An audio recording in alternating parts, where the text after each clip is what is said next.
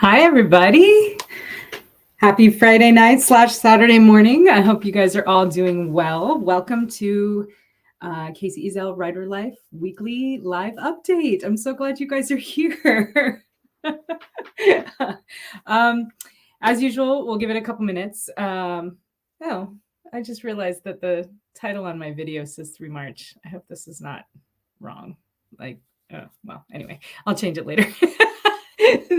So these are the things that you notice when you're new to YouTube and new to live streaming and trying to make sure all the details are covered correctly. So hey, Seth. So as usual, let me know if you can hear me okay. Hopefully we don't have any internet interruptions. I got kicked off of my primary internet earlier because it's not us, it's like sort of base-wide internet provider issues have been going on. So I got kicked off, but I came up on the secondary, and hopefully we shouldn't have any problems. But if we do, just bear with me while I switch back over and see what's up. Okay, Seth says we're 5 by 5. Awesome. So yeah, hi Ben. Good evening to you as well. Hope your weekend is off to a good start. I hope your weekend is off to a good start. Yeah, I know it's with the time change, doing the Friday night, Saturday morning time slot seems to work best. But I know it's like people are just getting home from work from a long weekend.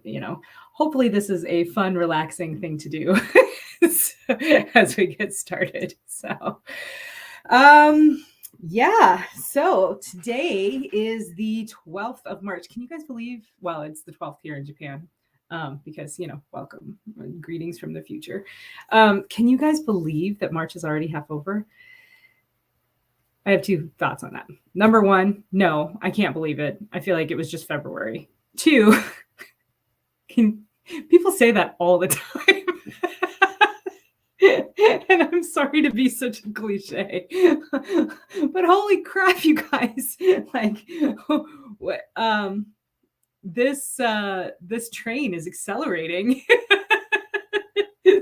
So, yeah. So, a couple of updates for you today.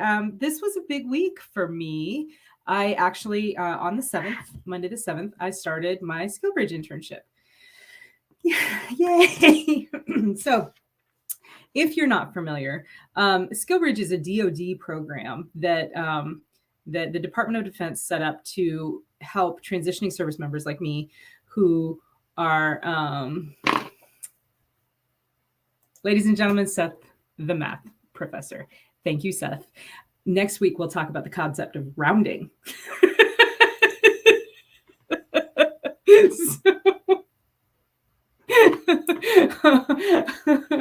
Anyway, I digress.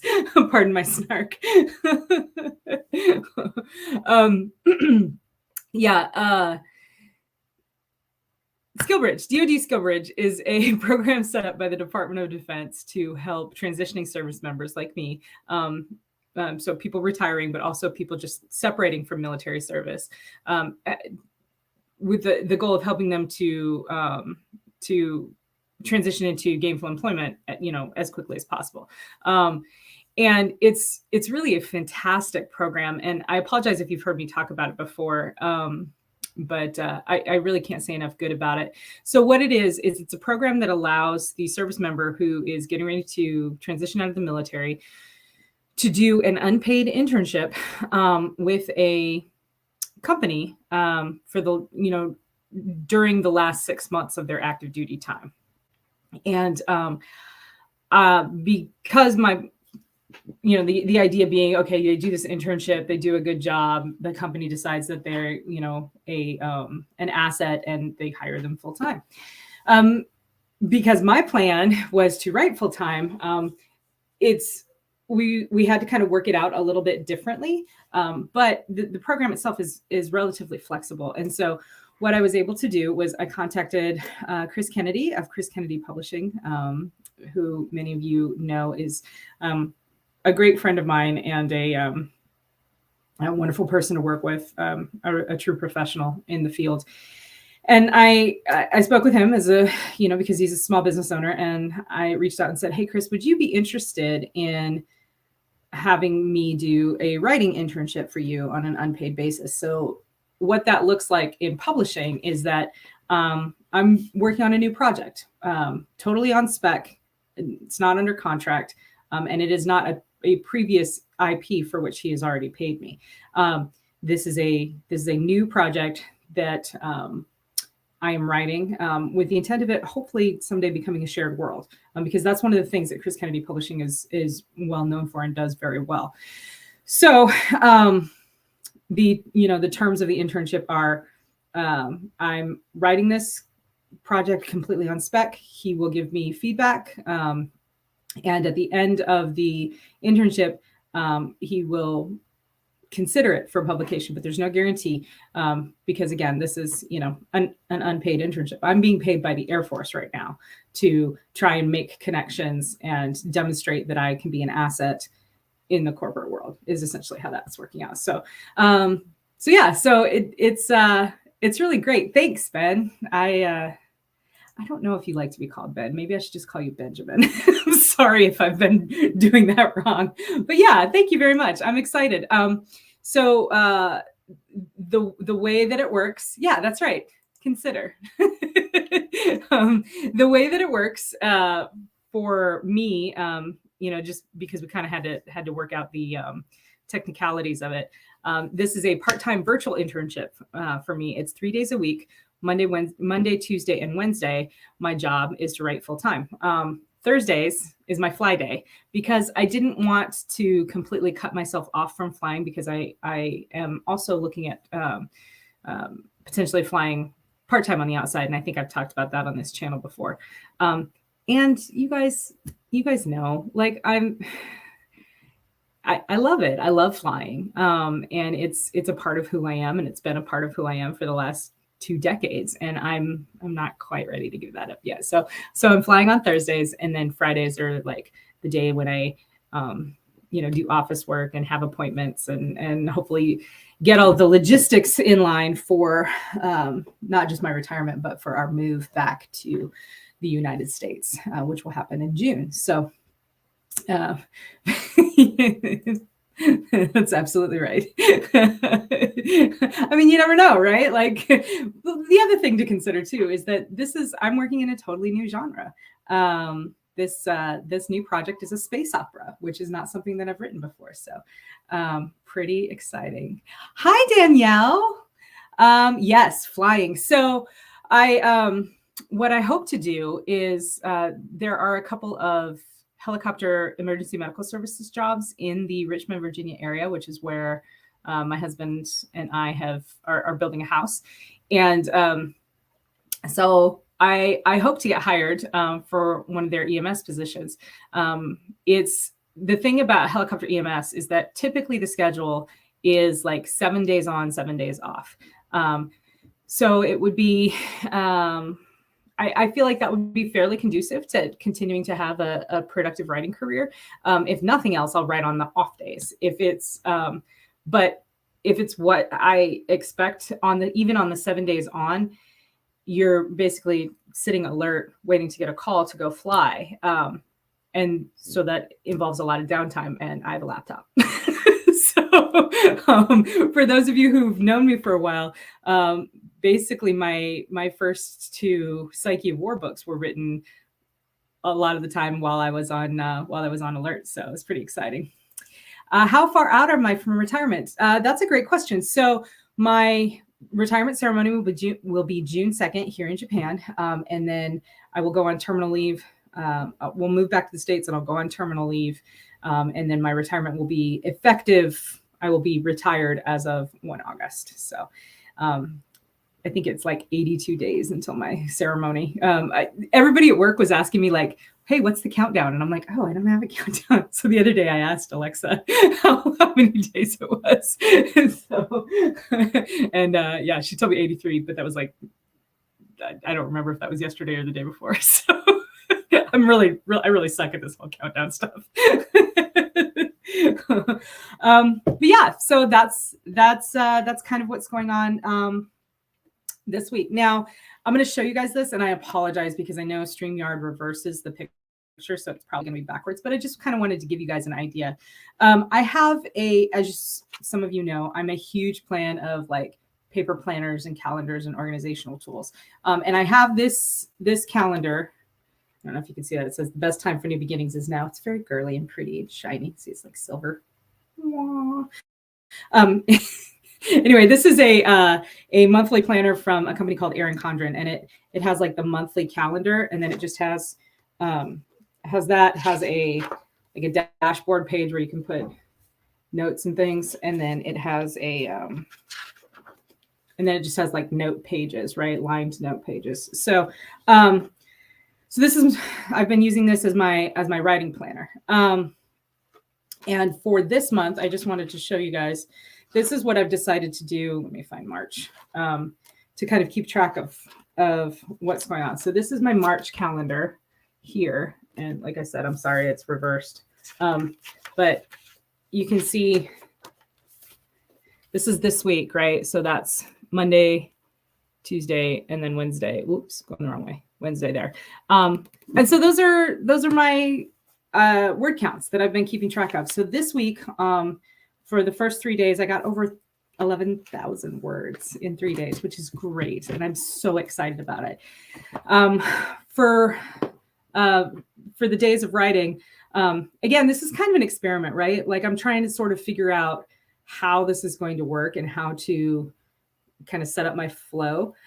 So on those days, what I did was I woke up basically when everyone else did. I helped get my daughter off to school. School starts for her about 8. So woke up sometimes 6:30 to 7, sometime around in there. And then I would work out, I would take a shower, and then I would sit down and I would write. And I would write in sprints. I would start my day, and this is something that was interesting. I decided, thanks, Nick. For those of you who don't know, Nick Steverson is another CKP author, and this is the man who did. Would you do like 50? No, you did 10,000 words in a single day, which is pretty badass. So well done, Nick. Thanks, Benjamin. I appreciate you. Yeah, I'm very excited about it. So the way that the day has gone, like I said, I wake up, I help get my kiddo off to school, I do a little workout, take a shower, get dressed and stuff, and then I sit down to write. And I start my writing day, I've realized, with a short sprint of just 10 minutes, just to kind of get back into it. And then after that, I will move to 20-minute sprints. And it seems like I can usually get, depending on what happens, I can usually get around 500 words in a, on average in a 20-minute sprint, unless I go down a rabbit hole, which happens a lot, especially when I'm like, oh, I need a name for this person. Well, what's a good, name that sounds French inspired or whatever. And then, it's like 10 minutes searching French baby names on, the internet. So yeah, that that tends to bring the word count down per sprint a little bit. But then, I make it up later on. I've also used the tool of doing the, I'll put it in the comments here. The tool of doing like, insert name here.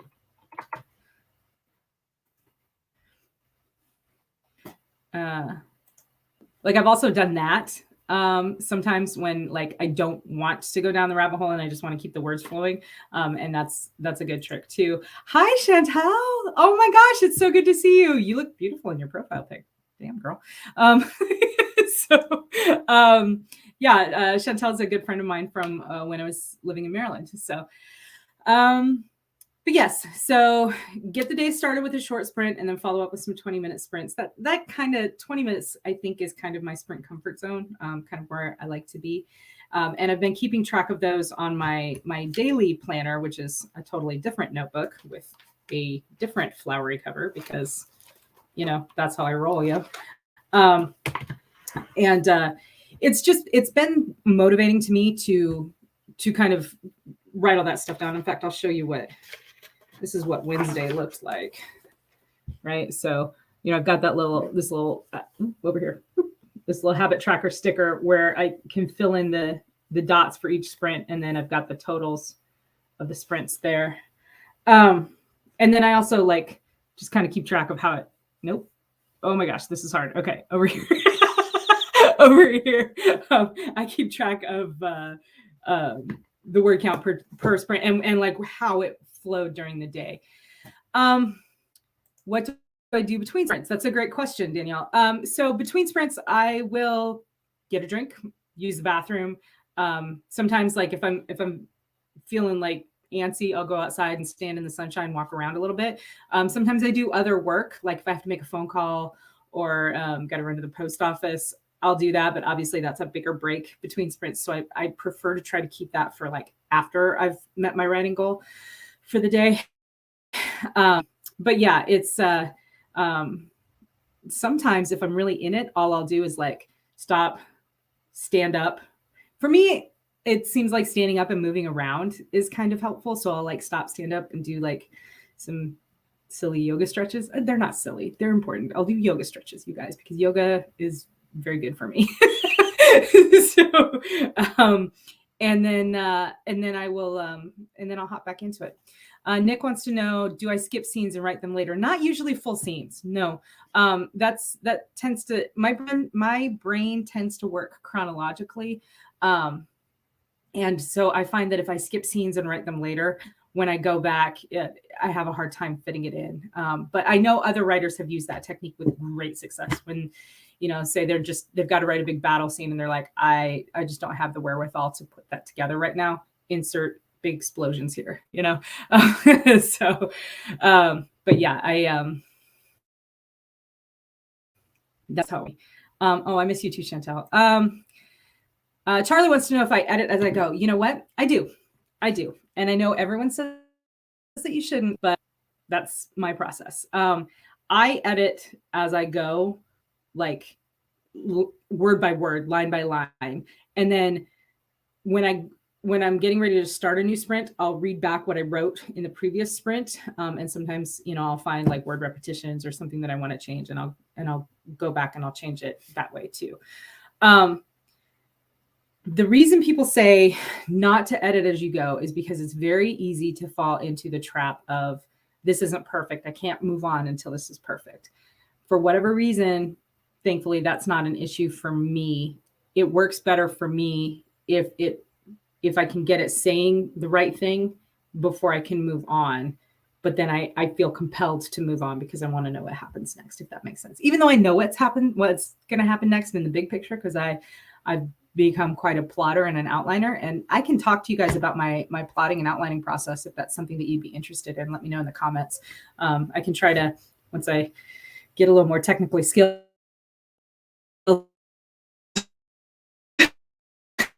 how my plotting and setup process too.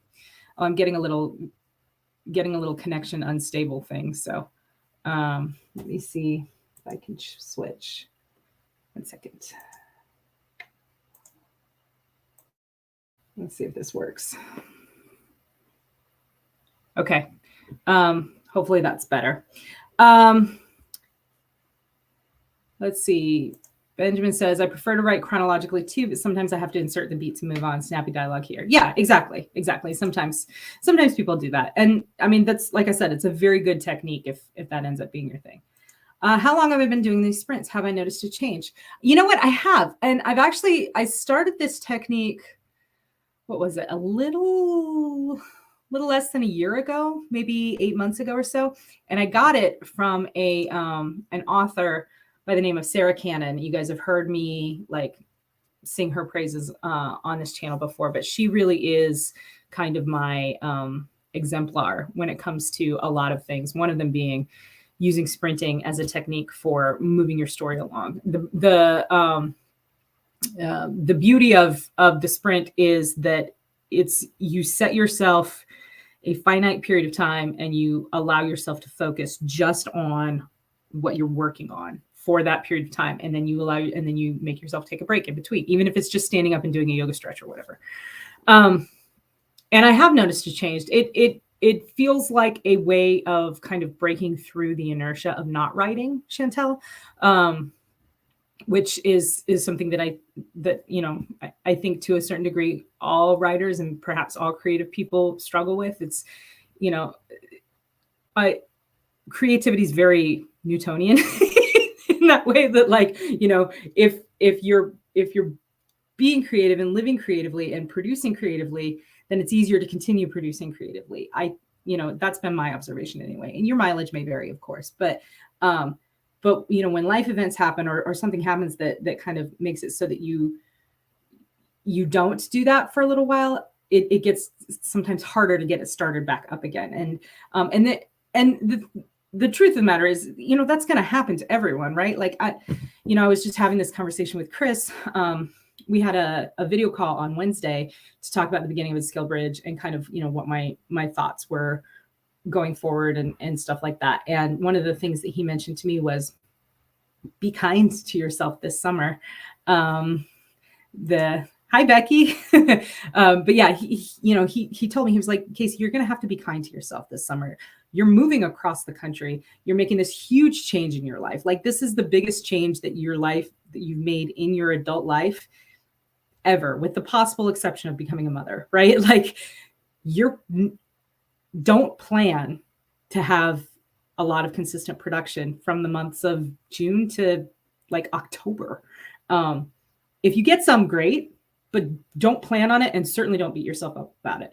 And I thought that was very sage advice, because I went through something similar when we moved here.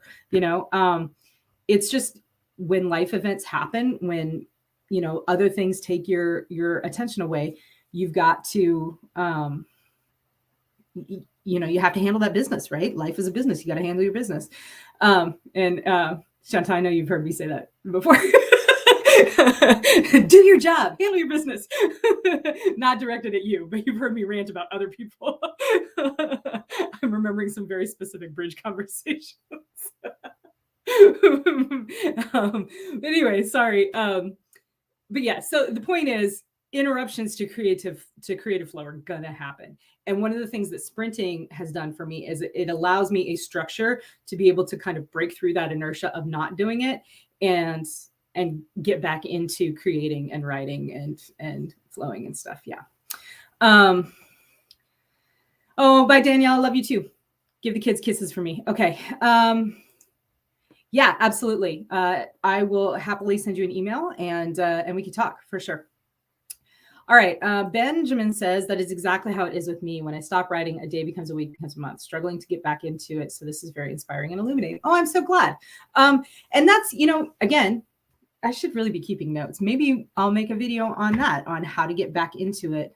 How to get back into your creative flow once you've had to get out of it. But I think the biggest thing is you have to be kind to yourself. You can't beat yourself up for not writing, because that just makes you not want to write more. At least that's how it is for me. Benjamin also says, I second Chris on that. I've been going through that with the birth of our little girl. Keep thinking I'm going to go gangbusters on writing, and then discouragement. Go easy on yourself. Yeah, absolutely. Absolutely. Go easy on yourself. Well, and not necessarily go easy on yourself. I mean, you can still have high expectations for yourself, but just be kind, right? Like, be kind to yourself and be like, all right, so we wanted to sit down and do this today. We didn't get it done today. That's okay. We'll move on and we'll do it tomorrow. Hold yourself accountable, but do it in a kind manner, if that makes sense. I don't know. So yeah, okay.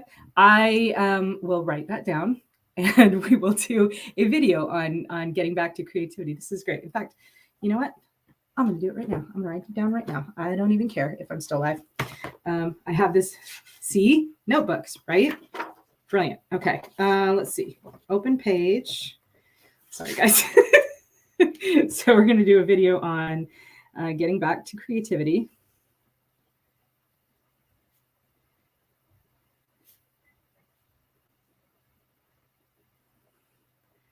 And plotting process.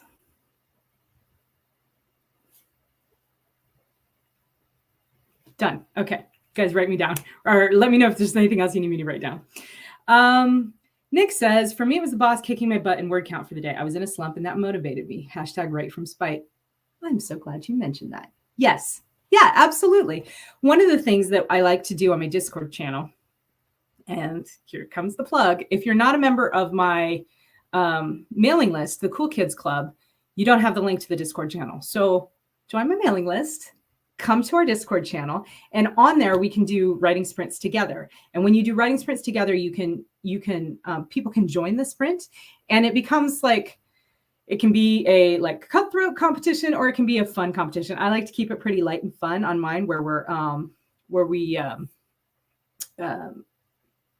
encourage each other and celebrate each other's success.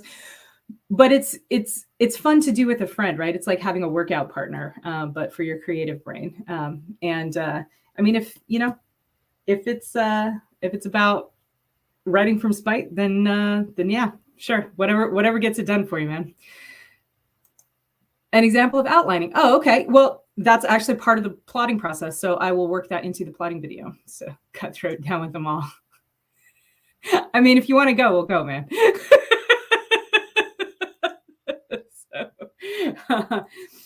Becky, you're not well, I have great news for you. I will put a link in the description box of this video, but you can also find a link on my website. It's www.kcezel.net. It's very easy.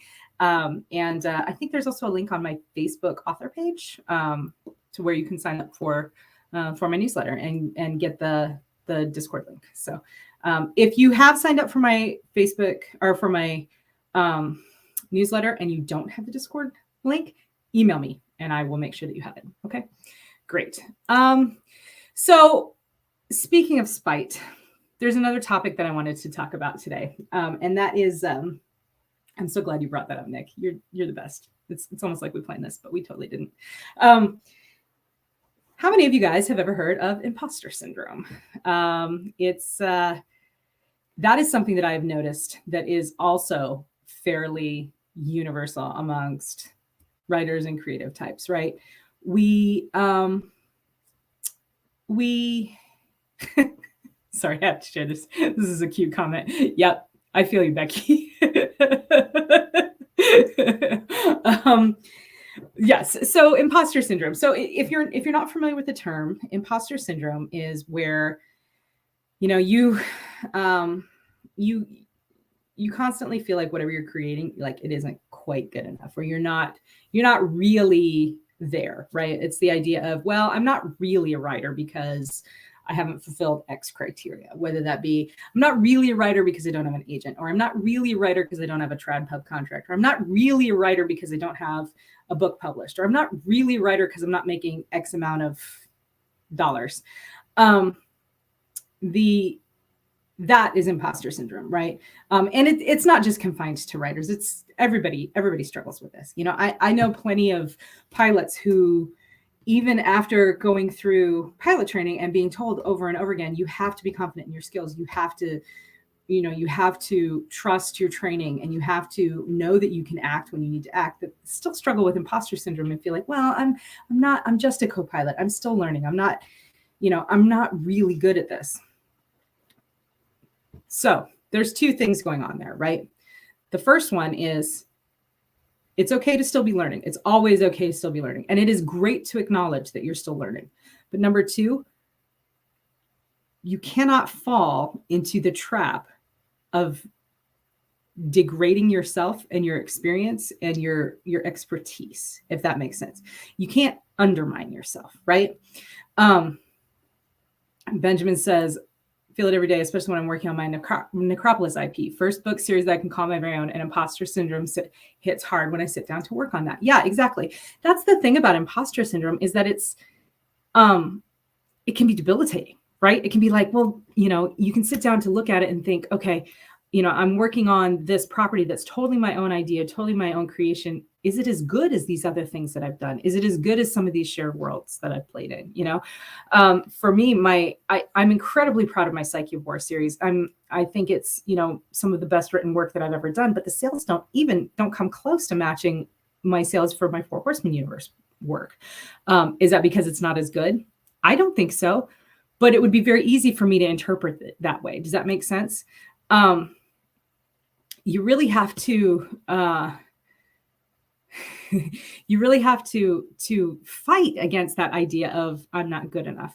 And the problem is that there are so many voices and so many forces in the world that are trying to tell us that we're not good enough for motives of their own, whether it be, oh, you're not good enough, you need to pay for this product that, you know, is going to make me rich and make you better, or you're not good enough because I'm trying to put you down because it makes me feel like I'm lifting myself up. So Nick, you're so sweet. Thank you. Thank you. That's very kind of you. I appreciate it. But yeah, so that's imposter syndrome, and it's terrible, and it can be deadly, right? It can really lead to some serious mental health problems, and those can lead to physical health problems, and it's something that we need to fight against. So here's the question: how do we fight against it? I've seen some very funny memes about I've seen some very funny memes about fighting imposter syndrome. One of them, and they're tongue in cheek, but I think there's a kernel of truth there that we can talk about too. One of them talks about kind of changing your mindset to where it's like, okay, I'm not an imposter, I'm a trickster. You know, like, I'm not an imposter, I'm a trickster goddess. I've got you all fooled into thinking that I'm this badass writer, when really I don't know what the hell I'm doing, you know? So the thing that I love about that is that it focuses on your mindset, right? And so much of the core of our mindset is about how we talk to ourselves, what the things that we say to ourselves, the messages that we send ourselves in our behavior, and in the I'm part of another planner group, of course, that talks about agreements that we keep with ourselves, right? Do we keep our promises to ourselves? If I promise myself that I'm going to take care of myself by getting a workout every morning, am I fulfilling that promise? Or am I letting myself down and sending myself the message that I'm not important enough to take that time to invest in myself? Well, I'm getting the message again. Hopefully I'm okay. Yeah, oh, it's good. It looks like it's getting better. Okay. But yeah, so the other technique that I've seen, again, in a funny meme, is the idea of curing imposter syndrome out of spite, right? Where it's like, you know, you see that there are, it's like Nick was saying, you know, what kicked him in the butt and made him start writing again was seeing that the boss, by which I assume he means Chris Kennedy, was putting up these like phenomenal numbers for his daily workouts. And he's thinking, well, screw it, I can do that. You know, like he's no better than me. I can do that. And I think that that's a great way. I think that that's a great way to cure imposter syndrome for yourself, if that's what works for you. But again, the key is in your mind, right? You have to look at who you are, and you have to say to yourself, okay, I am not an imposter. Who am I really? Like, honestly, what is my level of achievement? Do I have new things to learn? Okay, cool. I will go and learn those things. Am I at a stage where I can just perform? Okay, cool. Then I will just do the work and perform because I know that I can. And that is a very, very hard switch to flip. The idea of, I can do this. I am good enough. My work is valuable. My stories are important to people. But it's an absolutely necessary one. And one of the things that I think can really help us to flip that switch. Now, notice I said help. This is not a substitute. You have to do the work on your own, right? You have to invest in your own mindset and in your own self, and make your needs and your creativity a priority. But it can help if you are part of a supportive community. And that's one of the things that I'm trying to build here, not just for other writers, but to be honest with you, for myself, right? For, and for all of you, for my friends and my fans. You know, you may not be a writer, but I bet you're into something. I bet you're into something that's creative, something that fills you up, something that makes you glow from the inside. And I want to support you in that. I want to tell you that whatever you are good enough. You are good enough. And if you don't have the knowledge and the skills to like be at the level you want to be yet, okay, no big deal. That's a temporary situation. You're allowed to be a beginner, but you are good enough to start and to invest in yourself. So, I feel like I just got on a huge soapbox, but I'm very interested in what you guys think about this idea of imposter syndrome, and If you're comfortable sharing, how it's manifested for you, thank you, Benjamin, for doing that. If you're comfortable sharing it, please do so in the comments below, or if you'd like to do so privately, you can send me an email. I'd be very interested to see. I'd also be interested to see what has worked for you to overcome it, right? A lot of times I have my, when I'm feeling particularly like down about it, I'll actually reach out to Marisa Wolf, and I'll be like, hey, I need reassurance. I need validation. And she is so great about providing that immediately, and being like, oh my gosh, you're, this is what I love about this. This is what I love about that. All of those things. It's okay to ask for help. In fact, it's strong. It's very strong to ask for help. And if I can provide that validation for any of you, I hope that you feel comfortable reaching out to me, because I would love to be that person for you, to tell you that you are strong, and you are valuable, and you are creative, and you are brilliant, and you can do whatever you want to do, So, appointments with yourself should be more important than appointments with others. I will say yes, but, right? Like, yes, I agree. Importance with yourself should be of paramount importance. However, there's times when other things are going to have to happen, right? Like, for example, I have this appointment here with you guys, that's an appointment with myself to do these live streams. However, if my kiddo suddenly, heaven forbid, had something terrible happen and I had to like cut this to go take care of her, then obviously that would be more important. But just because it's more important once doesn't mean it's more important always, if that makes sense. I guess don't treat yourself as expendable is kind of the point that I'm trying to get across, right? Like, don't treat your time as expendable, and the things that you promise yourself to do, don't let them be optional. It should be the exception that you don't keep your agreements with yourself. Does that make sense? I hope I'm not just sort of rambling disorganizedly. So, all right. Well, you're welcome, Charlie. I'm glad that seemed to help you. Cool. All right. So we do have a couple of comments this week. I'm very excited about it. Once again, or not comments, questions. Once again, if you have questions that you'd like me to answer here on the live stream, go to the Discord server and post them there. And, just come hang out and join in our conversations. Do some writing sprints if you want. We actually, side note, when I first started doing the sprints, Joy Wandry joined in. And for those of you who don't know Joy, she's married to Mark Wandry. Mark Wandry is a writer, but Joy is not. Joy is a fabric artist. And she joined in the sprints. I think she was knitting. And it was great, right? Because it was same kind of concept. Focused 20 minutes for her to do, whatever it was that she was doing. And then at the end, instead of posting her word count, she posted, I think, the number of rows that she knitted. But it was very cool to have like this community of let's get together and do our creative thing, together. I have a bot on the Discord server in the Writing Sprints channel. It's called WriterBot, and you can actually set it to give you notifications when someone else starts a sprint. And so far, I think Jamie Ibsen and my friend Christina Parks have the notification set, but any of you who are on there are welcome to set that notification. So yeah, come on and join. Are you really, Becky? That's awesome. You're crocheting an Ugar.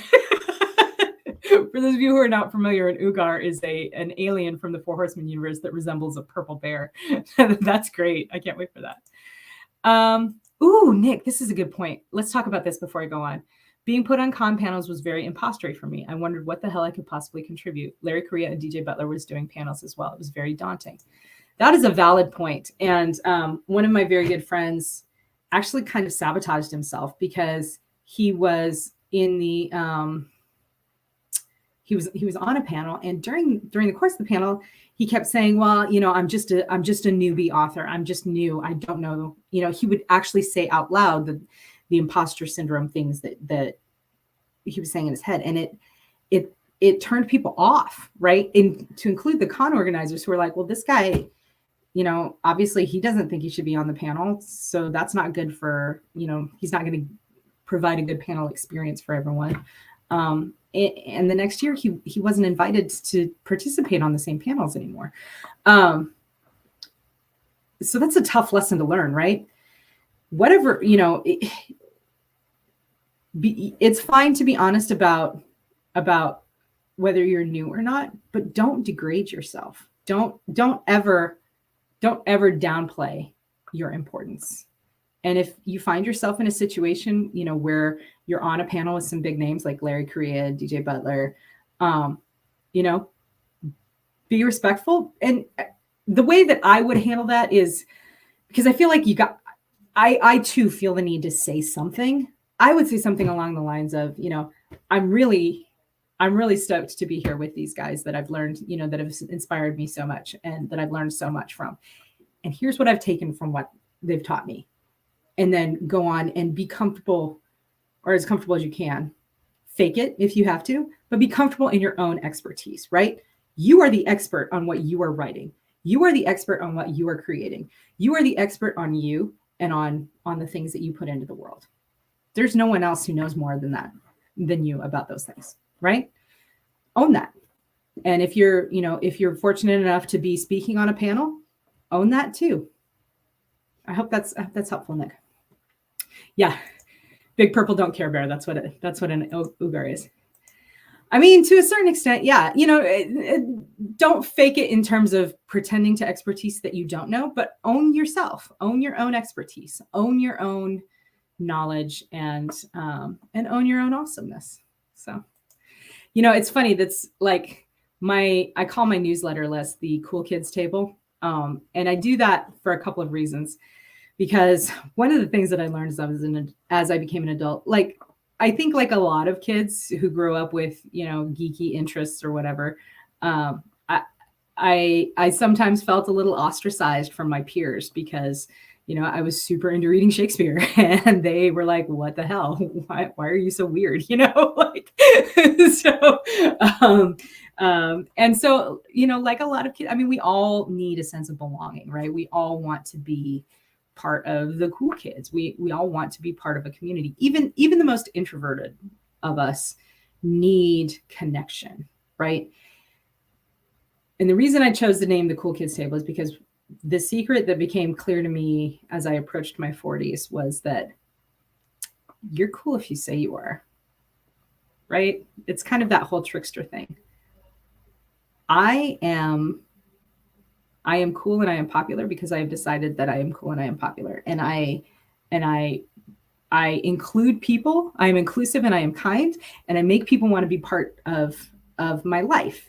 And anyone can do that because you're all very cool kids, right? You are all interesting and important and charismatic individuals. You just have to tap into that part of yourself. And it's sort of like a Field of Dreams thing, right? If you build it, they will come. Well, if you build the Cool Kids Table, if you build the community will grow. And I think that's true in all the facets. And that is the see? So, but that is what imposter syndrome steals from you. That is what imposter syndrome tries to degrade, is your belief in yourself, your belief in your own abilities and expertise and charisma, what have you. And I'm here to tell you it's a lie. You're awesome. You wouldn't be here if you weren't.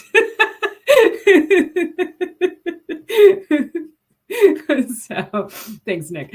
But yeah, so anyway, enough about imposter syndrome. We can, like I said, maybe we'll do another video later. Actually, what might be fun would be to do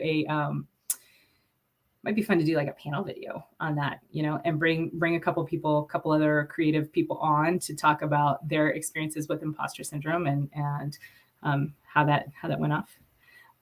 Ooh, Becky. Hell yeah, you are.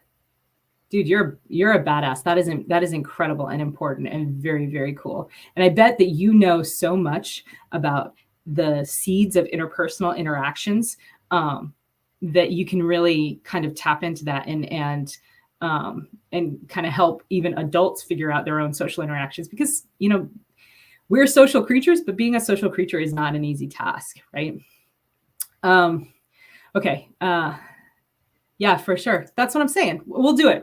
I'll set it up. Well, I'll get together a group of authors and we can, of various, that might be fun, right? Like get together a group of authors or just creative people of various, levels of experience within their career field. So maybe, maybe someone who's been writing and publishing for a number of years and someone who's relatively new, and we can all talk about imposter syndrome. That'd be pretty neat. I pretend every day that I know what I'm doing, hence the tennis game. See, yeah, but that's the thing, is that you pretend, but then it becomes the truth, right? Because you do know what you're doing. You do know. You're an expert. Okay. Enough. I'm sorry. Let's talk about Discord questions. So the first question that I have is from, I think this is Ben. It says Nimrod. And I know we covered this last time, but I think it's Ben.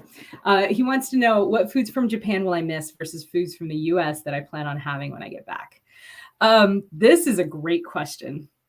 There is so much amazing food here in Japan that I am really, really going to miss.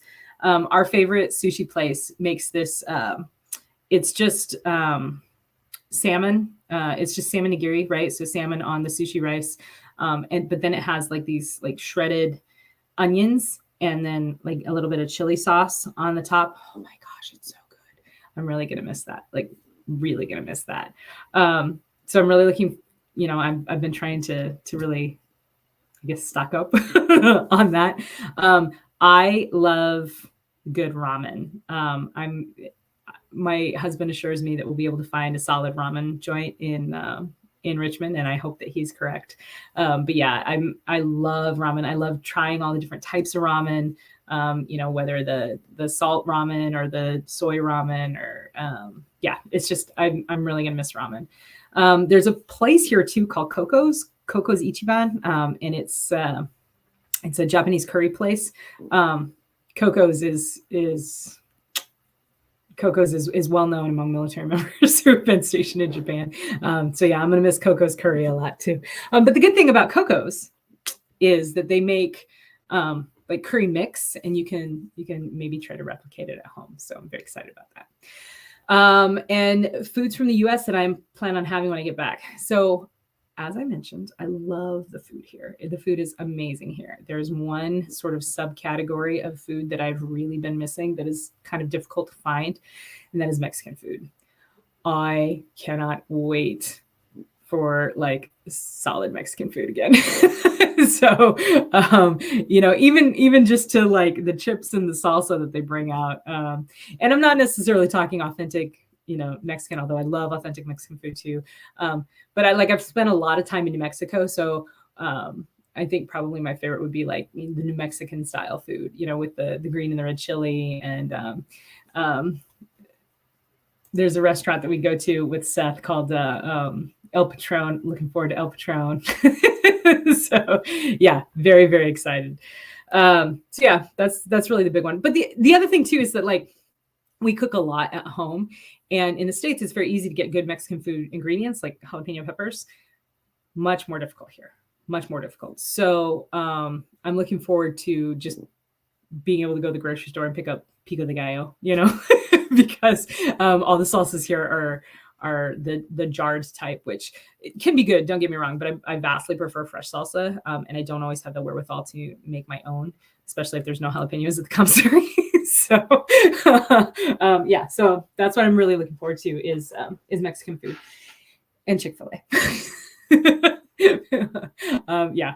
I love Chick-fil-A. Chick-fil-A nuggets and waffle fries are some of my favorites. So, you know what else I'm going to miss about Japan?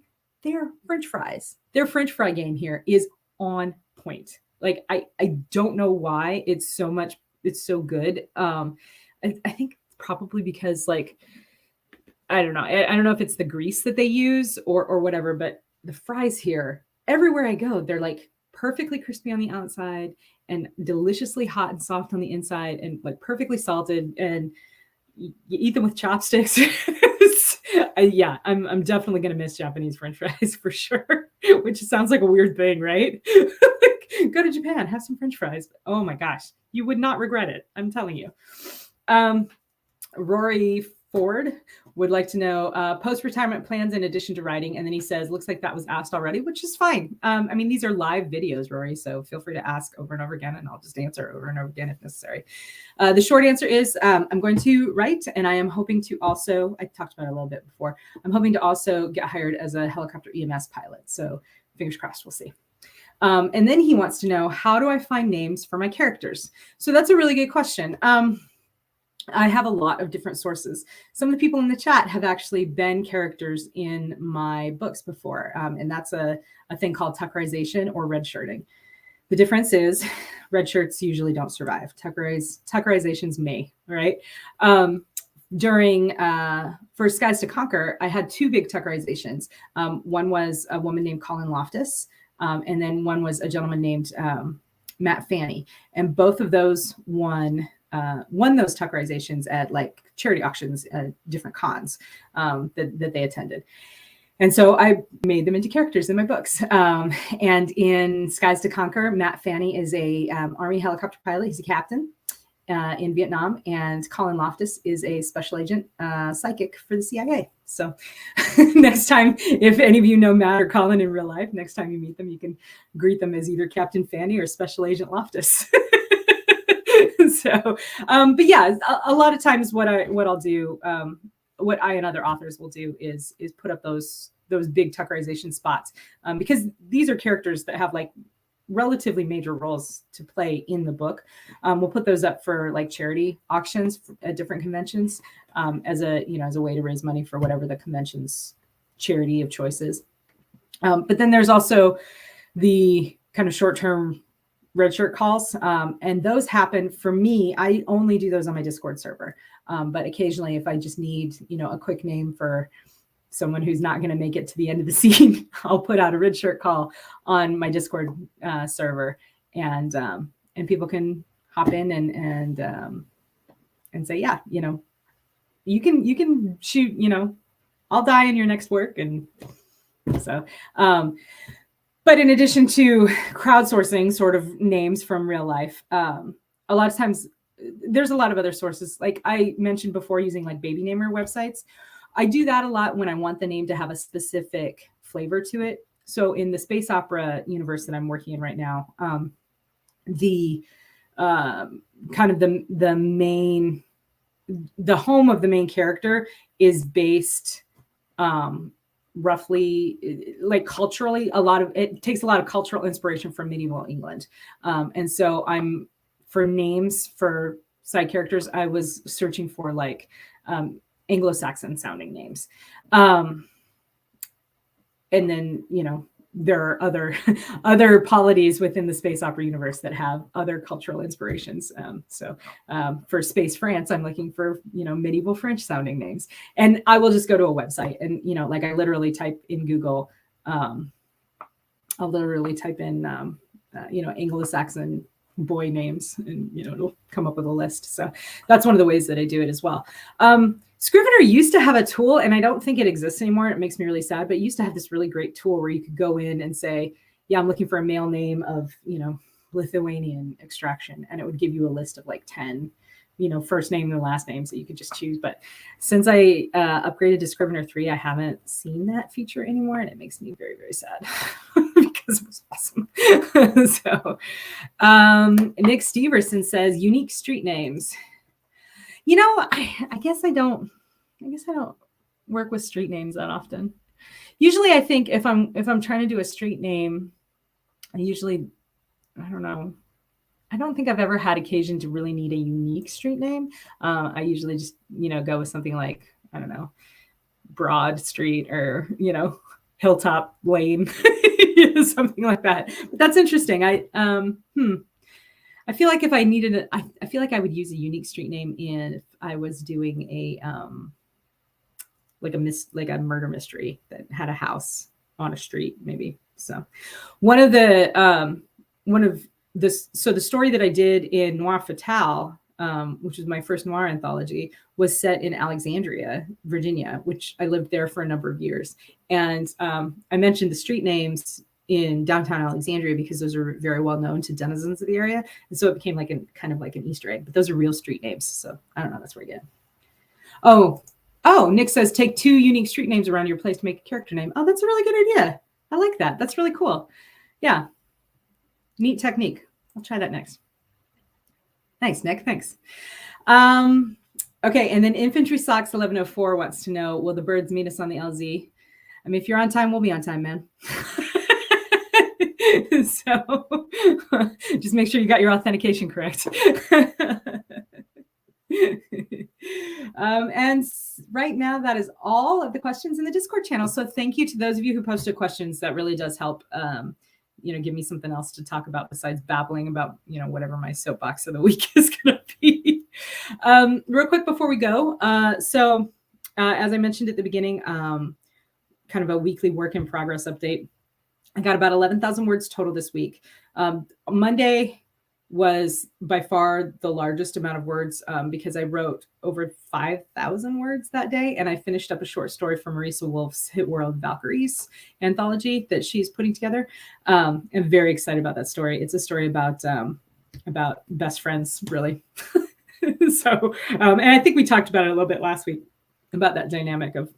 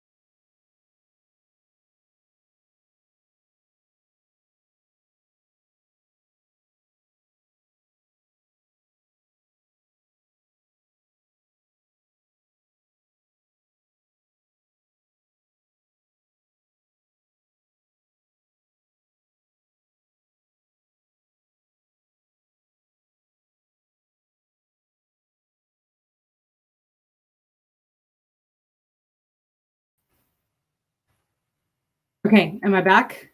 Let me know if you can see and hear me. That was dramatic.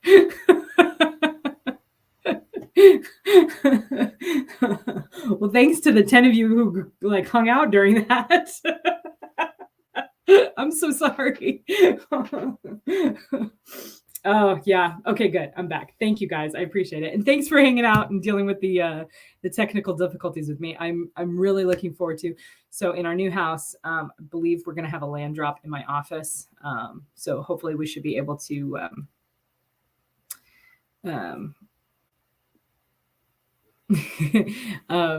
hopefully we should be able to avoid these types of situations in the future. So to explain my comment, Casey was the first to officially append the trickster identity to me.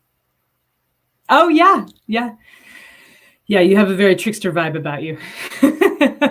Very coyote. So, all right, guys. Well, we've been talking for right at an hour. Thanks for hanging out with me and for coming to my live stream. Please, if you do get a chance, give me that Chuck Yeager thumbs up. And because it does help the channel grow. And, if this has been fun or useful for you, tell your friends. Let's come hang out. We're going to do it every Friday. It may change this summer, but for now, we're doing this every Friday night at 8 p.m. Eastern. And I know that the time change is coming up for the US, which really hurts my brain because we don't have it in Japan. And figuring out time differences is like a pain in the neck anyway. So, bear with me. I don't think my time will change, so it'll still be 10 o'clock Saturday morning on Japan time. So whatever that means for after daylight savings time, I will let you guys know. So anyway, it's good to see you all. Thank you so much for coming. Yeah, I love you all. Be well. Bye.